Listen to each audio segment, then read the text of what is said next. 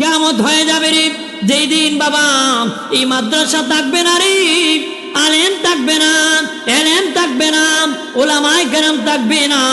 নবী বলেন লা ইলাহা ইল্লাল্লাহ, অন্য হাদিস আছে আল্লাহ আল্লাহ বলার যখন কেউ থাকবে না, আসমানটা ভেঙে পড়ে যাবে, তারকাগুলো বিচ্ছিন্ন পড়ে যাবে রে, চন্দ্রকে দুইটা টুকরা করে জাহান্নামে দেওয়া হবে, সূর্যকে দুইটা টুকরা করা হবে রে বাবাজি, মাটি ফেটে যাবে, সমুদ্রের পানিগুলা বাষ্পের মতন উঠতে থাকবে, পাহাড়গুলা তোলার মতন উড়ে যাবে বাবা, গাছগুলা মোলার মতন উগরে বাবা তোলার মতন উড়ে যাবে, রই রই হয়ে যাবে রে। আর মানুষের আল্লাহ বলবেন এ আজরাইল, সব মানুষের মানব জাতি যত প্রাণী আছে রূহ কবজ করো। আজরাইল যে সব বাবাজি, তখন মানুষ দৌড়াইয়া মরু প্রান্তরে যাবে, খোলা মাঠের মধ্যে যাবে, নেতাকে নিয়ে মানুষ খোলা মাঠে যাবে, যে বুঝদার তার বুঝদারের বাড়িতে, জ্ঞানী লোকের বাড়িতে মানুষ ওই যুগে যে জ্ঞানী তার বাড়িতে যাবে, তারা পরামর্শ করে বলবে আমরা খোলা মাঠে চলে যাই, খোলা মাঠে চলে যাবে।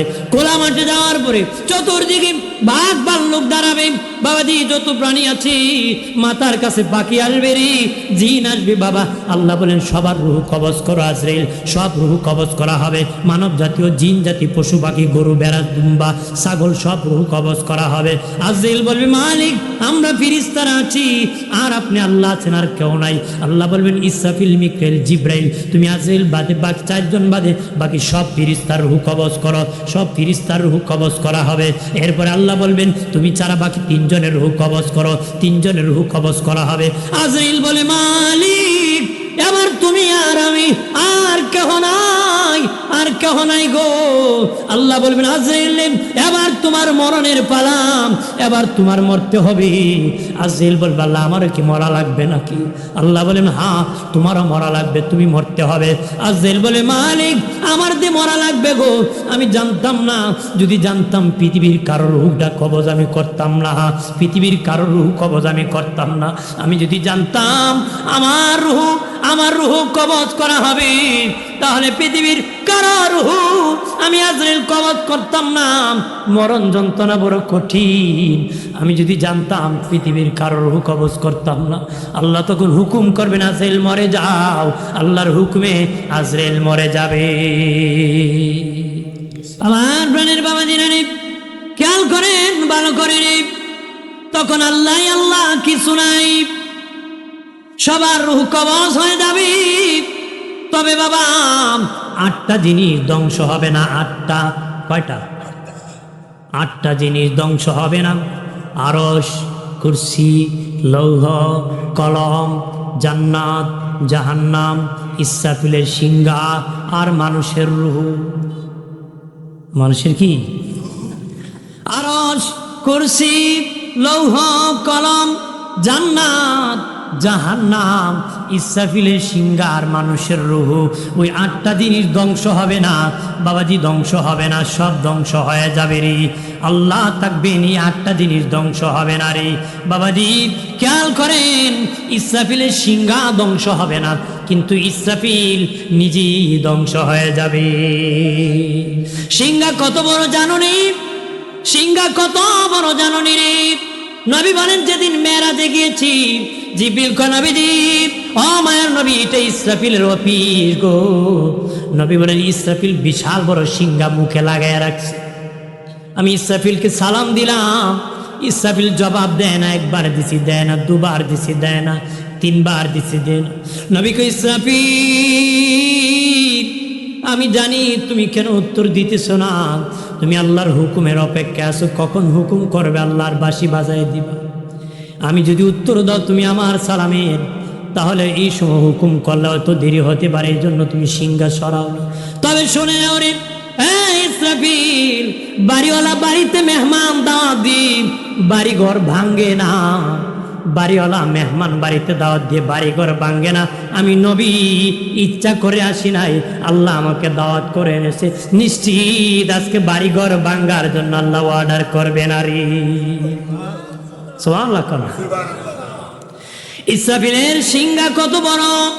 নবী বলেন তোমাদের হাতের তালুর মধ্যে যদি একটা টিকটিকির ডিম রাখো রে, একটা হারুলির ডিম রাখো, টিকটিকির ডিমটা যত ছোট্টরি, হাতটা যত বড়, ইসরাফিলের সিংহার হাতি, ইসরাফিলের সিংহার কাছে পৃথিবীটা হারুলির ডিমের মতন, টিকটিকির ডিমের মতন আর তালুর মতন হলো ইসরাফিলের সিংহা, বিশাল বড় সিংহা।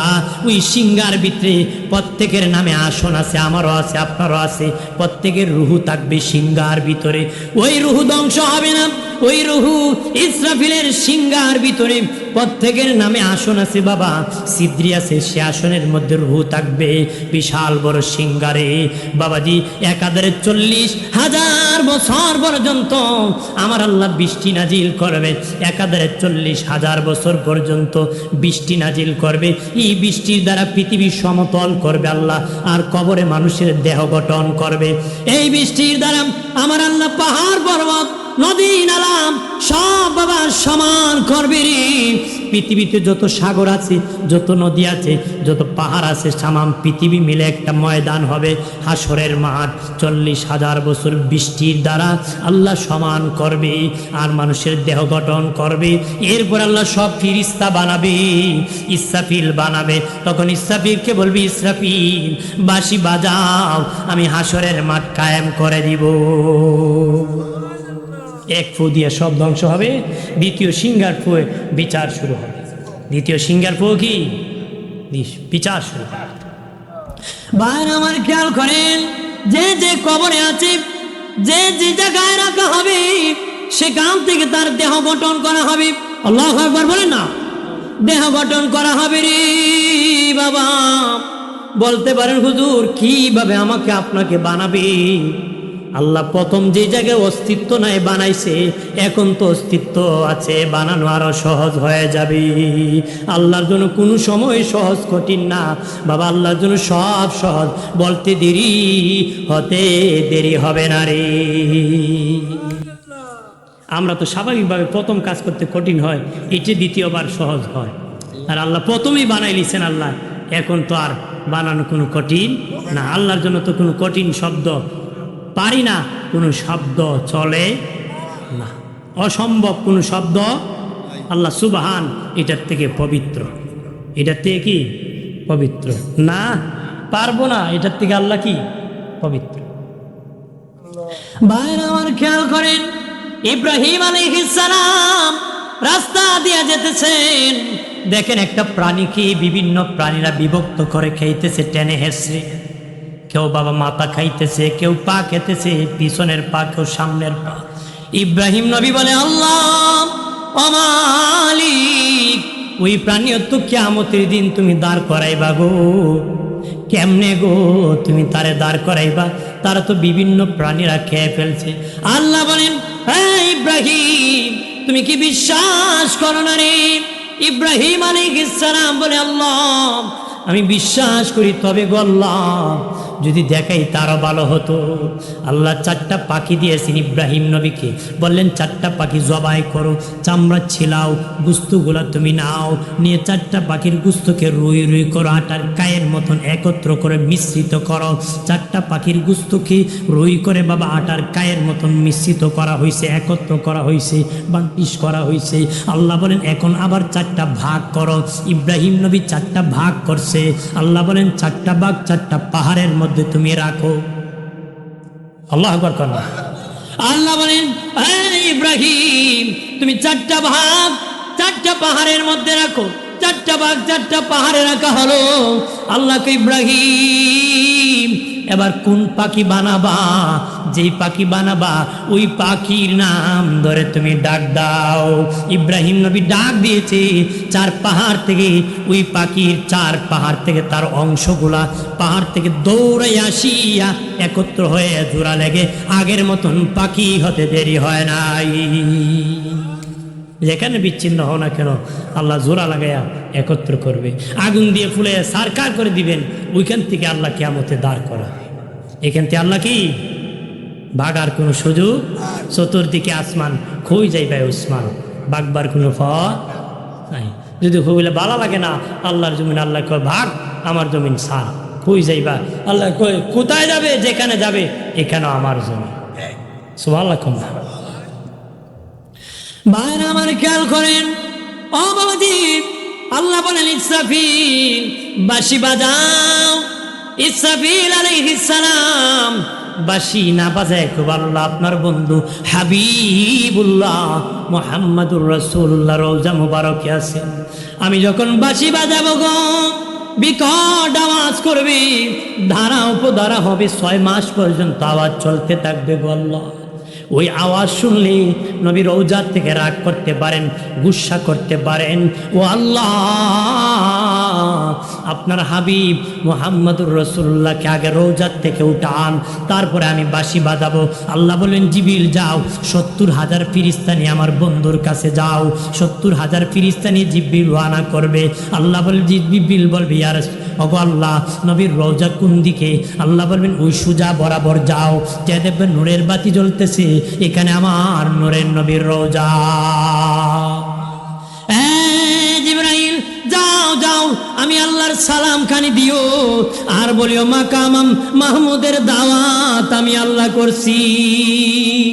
জিবরিল যাই সালাম দিবি, নবী বলেন আমার রওজার মাটিটা ফেটে দিবে, আমি দাঁড়ায় যাব, ময়দানে দাঁড়ায় যাব।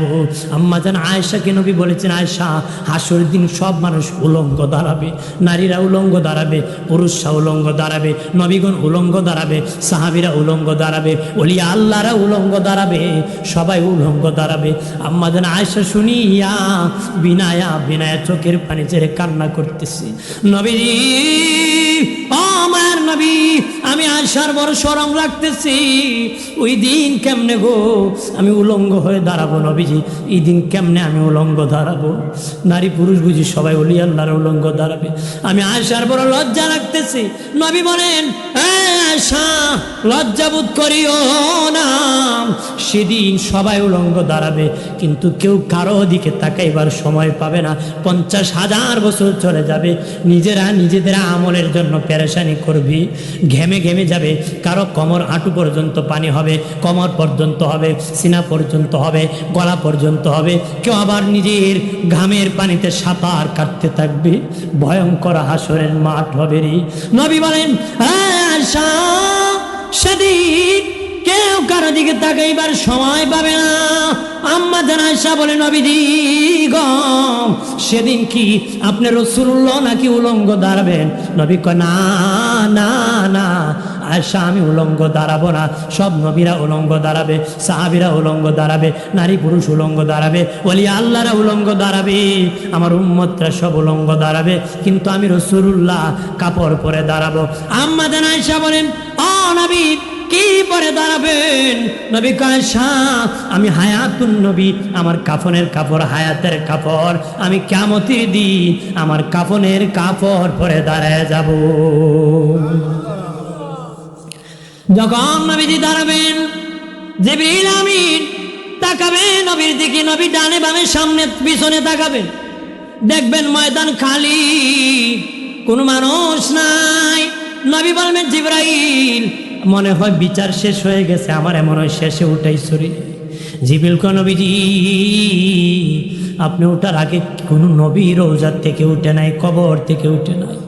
ও নবীজি আপনাকে প্রথম উঠানো হয়েছে গো। নবীজিকে তখন জিবরিল বলবে নবীজি আপনার কাফনের মধ্যে কেন কাদা মাটি লাগানো আছে গো?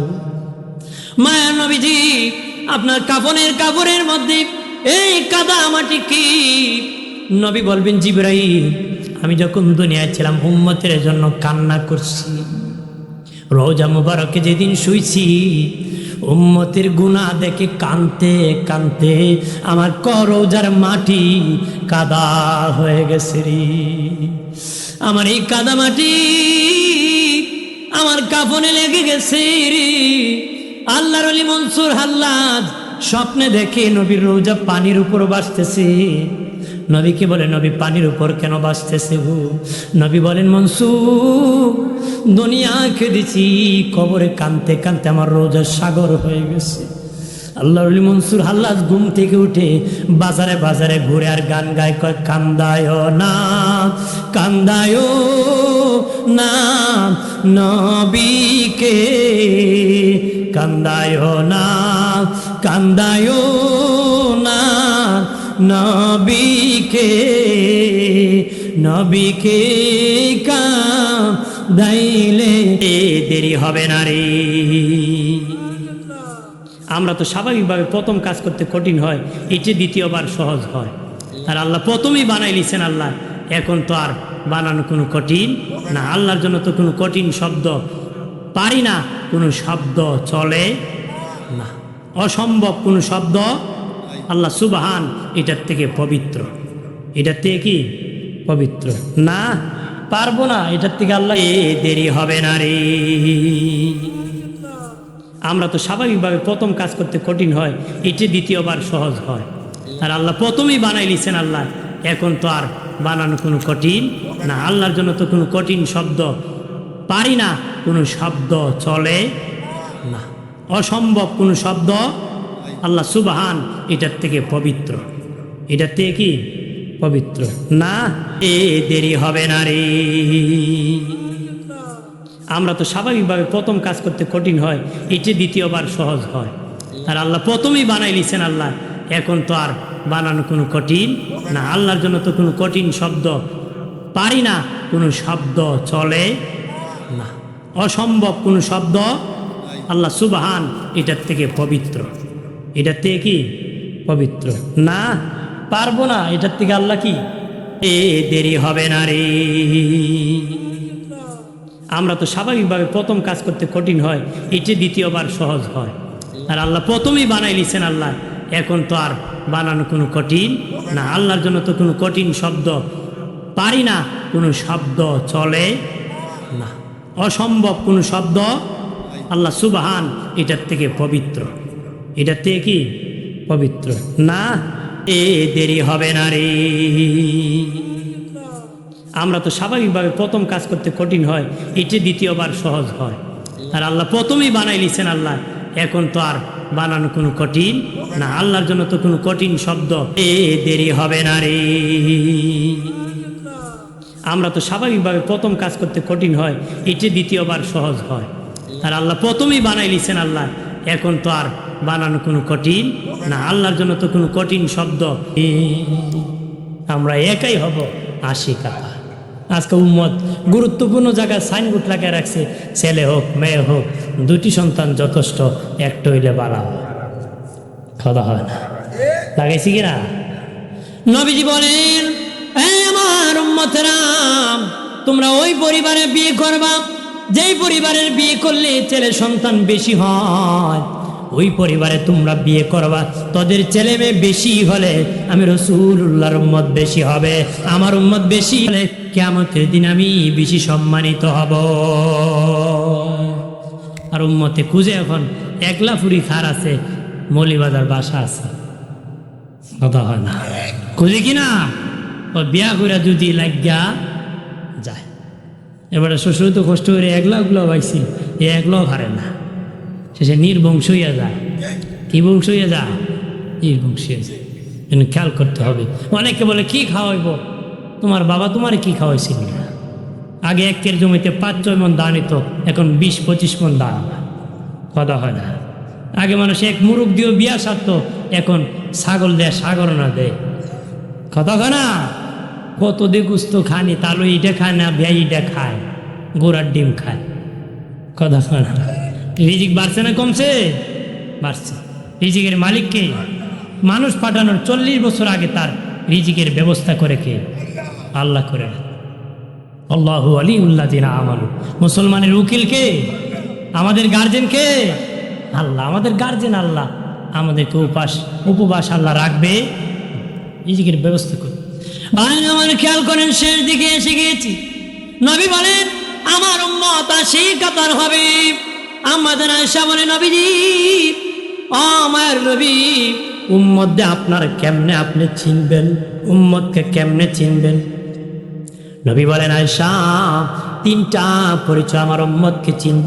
1 নম্বর পরিচয়, আমার উম্মতের কপাল থেকে নূর চমকাবে, কপাল থেকে নূর চমকাবে। নবী বলেন, হ্যাঁ সাহাবীরা, অসংখ্য গুড়ার মধ্যে যদি কিছু গুড়া চান কপাল্লা থাকে, চিনতে কি অসুবিধা হবে নাকি? না ইয়া রাসূলুল্লাহ, নবীজি চিনতে কোনো সমস্যা হবে না। নবী কয়, কিয়ামতের দিন আমার উম্মত চান কপাল্লা হবে, কপাল থেকে নূর চমকাবে। যাদের কপাল থেকে নূর চমকাবে তারা আমি রাসূলুল্লাহর উম্মত।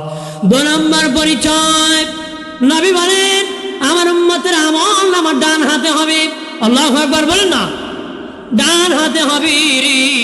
যাদের আমল নামা ডান হাতে হবে তারা আমার উম্মত, এটা তাদের পরিচয়। 3 নম্বর, আমার উম্মতের অনেক শিশু বাচ্চা ইন্তেকাল করেছে। নবী বলেন যার শিশু সন্তান ইন্তেকাল করবে, পৃথিবীর থেকে চলে চলে চলে যাবে, ওই বাচ্চার উসিলায় তার মা বাবাকে আল্লাহ জান্নাতি করবে। ওই কথা শুনিয়া আম্মা জান আয়েশা চোখের পানি ছাড়ে, এখন নবীজি আমার তো একটা সন্তান হইল না, নবীজি একটা বাচ্চা যদি হইতো, হয়ে যদি মারাও যেত, এর উসিলায় আমি জান্নাত পাইতাম। নবীজি কয়, আয়েশা তোমার তো সন্তান হয় না, তুমি তারপরে সবর করেছ, ধৈর্য ধারণ করেছ, ওই ধৈর্যই তোমাকে জান্নাতে আমি রাসূলের দরবারে পৌঁছায়া দিবি। নবী বলেন, আয়েশা ওই শিশু বাচ্চারা আমার উম্মত যারা, কিয়ামতের দিন ওই শিশু সন্তানরা আমার উম্মতের সামনে দৌড়াদৌড়ি করবে, দৌড়াদৌড়ি করবে। যাদের সামনে ছোট্ট বাচ্চা দৌড়াদৌড়ি করবে, এটা আমার উম্মতের 3 নম্বর পরিচয়। তারা আমার উম্মত, তারা আমার উম্মত। কিয়ামতের দিন মানুষ ভয়ঙ্কর অবস্থা হবে রে, আমল নামা ওজন হবে, গণনা হবে না, ওজন হবে, মিজানের পাল্লার কাছে ওজন হবে। কারণ নেকি বুঝি সমান সমান হবে। যাদের সমান হবে তাদেরকে জান্নাতও দেওয়া হবে না, জাহান্নামও দেওয়া হবে না। যাদের নেকি বুঝি সমান হবে তাদেরকে আল্লাহ জান্নাত আর জাহান্নামের মধ্যখানে একটা পাহাড় আছে, আরাব পাহাড়। কোরআনে একটা সূরা আছে সূরা আরাব, তাদেরকে বলা হয় আরাববাসী। তাদেরকে সেখানে দাঁড় করায় দেওয়া হবে। তারা এক নজরে জান্নাত দেখবে আর এক নজরে জাহান্নাম দেখবে। জান্নাত দেখে আফসোস করবে, জাহান্নাম দেখে খুব কান্নাকাটি করবে, কষ্ট পাবে। অন্তরের ভয় কষ্ট দিয়া আমার আল্লাহ মাফ করে তাদেরকে জান্নাত দিবে। আর যাদের নাকি সামান্য পরিমাণ বেশি হবে জান্নাতি, জান্নাতি আল্লাহু আকবার বলে না, যাদের সামান্য পরিমাণ বাবাজি নেকি কম হবে তারা জাহান্নামী হয়ে যাবে রে, জাহান্নামী হয়ে যাবে। কেউ কারো একটু নেকি দিয়া সাহায্য করবে না। বাপরে দেখে ছেলে ফলাইবে, ছেলের দেখলে বাবা ফলাইবে, বিবি ফলাইবে, স্বামী দেখলে মা ফলাইবে, সন্তান দেখলে একজন আরেকজনের দিকে ফলাবে রে। কেউ কেউ কোনো কাজে আসবে না রে, নিজেদের নিজেরা আমল গোছাতে হবে রে। আরে মুমিন ভালোভাবে শুনে নাও, এলাকার মা বোনেরা, সেদিন তোমার স্বামী কোনো কাজে আসবে না রে। ইবাদত করো, নামাজ পড়ো, রোজা রাখো, হালাল খাও, হারাম খাও না, সুদ খাও না, ঘুষ খাও না বাবাজি, মিথ্যা মামলা দিও না, মিথ্যা সাক্ষী দিও না, আজাব কবিরা গুনাহ করিও না রে। নাবির নিচে কাপড় পরা কবিরা গুনাহ, আঁটুর উপরে কাপড় পরা কবিরা গুনাহ, টাকনুর নিচে কাপড় পরা কবিরা গুনাহ, মিথ্যা বলা কবিরা গুনাহ, গীবত করা কবিরা গুনাহ, মিথ্যা সাক্ষী দেওয়া কবিরা গুনাহ, অন্যের হক মারা কবিরা গুনাহ, অন্য বাবাজি মানুষকে মুখ দিয়া কষ্ট দেওয়া কবিরা গুনাহ, আঘাত করা কবিরা গুনাহ, জায়গা দখল করা কবিরা গুনাহ, চাঁদাবাজি করা কবিরা গুনাহ, মানুষের যে ঘুষ নেওয়া কবিরা গুনাহ, সুদ নেওয়া কবিরা গুনাহ, মিথ্যা মামলা করা কবিরা গুনাহ, জেনা করা কবিরা গুনাহ, ব্যভিচার করা কবিরা গুনাহ, মা বাবার সাথে বেয়াদবি করা কবিরা গুনাহ, মদ খাওয়া কবিরা গুনাহ। এরকম ভাবে বা কবিরা গুনার অভাব নাই। যতটা কবিরা, একটা কবিরা গুনার জন্য 7000 বছর আগুনে জাহান্নামে জ্বলতে হবে রে। ও মুমিন, ভয় করা হাসরের মাঠ ভয়ঙ্কর হবে রে। তোমার গুনার কথা বাবার সামনে বলতে লজ্জা হয়, বিবির সামনে বলতে লজ্জা হয়, ছেলের সামনে বলতে লজ্জা হয়, মানুষের সামনে বলতে লজ্জা হয়। সেদিন কিয়ামতের দিন তোমার গুনার কথা কেমনে স্বীকার করবা? যেদিন হাজার হাজার লক্ষ লক্ষ কোটি কোটি মানুষ থাকবে, নারী পুরুষ থাকবে, ওলি আল্লাহর থাকবে, নবী রাসূল থাকবেন, স্বয়ং আল্লাহ নিজেই বিচারক হবে রে। সেদিন তোর গুনার কথা কেমনে স্বীকার করবে? কেমনে তুমি স্বীকার করে পাপের কথা? দুনিয়ার সাধারণ একজনের সামনে যদি পাপের কথা স্বীকার করতে লজ্জা হয়, কিয়ামতের দিন কেমনে স্বীকার করবে রে? ভয়ঙ্কর অবস্থা হয়ে যাবে রে বাবাজি। কিয়ামতের মাঠ ভয়ঙ্কর অবস্থা। এক ব্যক্তি মিজানের পাল্লায় ওজন দেওয়ার পরে তার একটা নেকি বাকি থাকবে। আল্লাহকে বলবে, আল্লাহ আমাকে যদি অনুমতি দিতা একটা নেকি নি কেউ দে, আমি হাসরের মাঠে একটু দেখতাম। আল্লাহ আকবার করেন। তখন প্রাণের বাবাজি ওই লোক পেরেশান হয়ে ঘুরবে, দেখি একটা নেকি নি পাই। বাবাজি কেউ তারা নেকি দিবে না। একটা লোককে বেরি লাগায় জাহান্নামে ফেরেশতারা নিতেছে। ওই জাহান্নামী লোকটা বলবে, ভাই হাসরের মাঠে পেরেশানি করে কেন দৌড়াইতেছো? সে বলবে, একটা নেকি আমার লাগে, এই জন্য আমি ঘুরতেছি। ওই জাহান্নামী বলবে, ভাই আমার আমল নামায় কোনো নেকি নাই, একটা নেকি ছাড়ারি। আমার একটা নেকি দিয়ে জীবনও আমি জান্নাতি হতে পারবো না, আর তোমার একটা নেকি হলে তুমি জান্নাতি হয়ে যাবা। যাও, ওই জাহান্নামে যাওয়ার পথে আমার একটা নেকি তোমার আমি দান করে দিলাম। একটা নেকি কি দান করে? একটা নেকি আল্লাহর আদালতে বাদি চলে যাবে। যার পরে আল্লাহকে বলবে, মালিক এই দেখেন একটা নেকি আমি পেয়ে গেছি। আল্লাহ খুব হাসরের মাঠে খেরে তোর একটা নেকি দিল। এত বড় দয়ালুকে তোরে নেকি দিয়ে দিল। আল্লাহ জাহান্নামে যাইতেছে, বেরি লাগানো, ও আমার দিছে। আল্লাহ খুব ফিরিস্তা তারে ধরিয়া আমার দরবারে হাজির করলি। আল্লাহ বলবেন, তুই কে? যে ময়দানে আমি ছাড়া কেউ দয়া করতে পারে না, তুই নেকি দিয়া দয়া করে ফেলেছ। সে খুব, আল্লাহ আমার তো কিছুই না, একটা নেকি আছে। ওই নেকি দিয়া জীবনে কোনো দিন জান্নাতি হতে পারবো না। আমি দেখলাম একটা নেকি দিলে তোমার বান্দার দয়া হয়, এই জন্য আমি দান করছি। আল্লাহ তোর একটা নেকি সামান্য বান্ডার থেকে উঠি তুই দান করে দিস। আমার এত বড় বান্ডার তোর বুঝি আমি দিব না রে? তোর সামান্য একটা নেকি থেকে তুই দিয়ে দিস আমার বান্দারে, দয়া করছ। আমার তো দয়ার ভান্ডারের অভাব নাই। যা যা তোরা দুইজনকে আমার দয়ার ভান্ডার থেকে মাফ করে দিছি।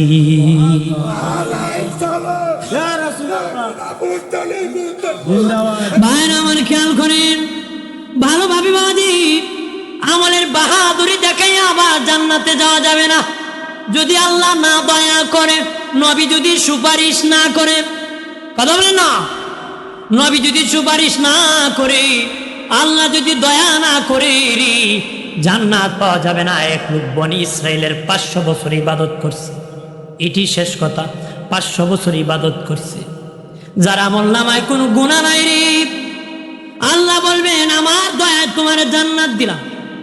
সে বলবে, মালিক আল্লাহ গো, আমার তো কোনো গুনাহই নাই নেকি, আমি তো আমার আমলের বিনিময়ে জান্নাতে যাব, তোমার দয়া কেন গো জান্নাতে যাব?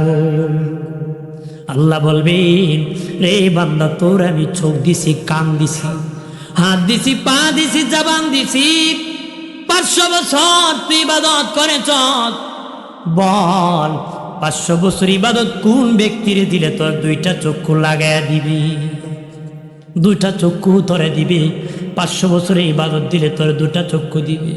আল্লাহ 500 বছর না আরো অনেক বছর ইবাদত করলো, 2টা চক্ষু কেউ আমাকে এইভাবে দিতে পারবে না গো মালিক। আল্লাহ বলেন, ওই 2টা চক্ষের বিনিময় 500 বছরের ইবাদত তোর শেষ হয়ে গেছে, এখন কি আছে দে। সে বলবে, আল্লাহ কিছুই নাই, তোমার দয়া ছাড়া যেতে পারবো না গো। আরেক ব্যক্তিও বলবে, আল্লাহ আমার তোমার দয়া কেন যাব, আমি আমার আমলের বিনিময়ে যাব।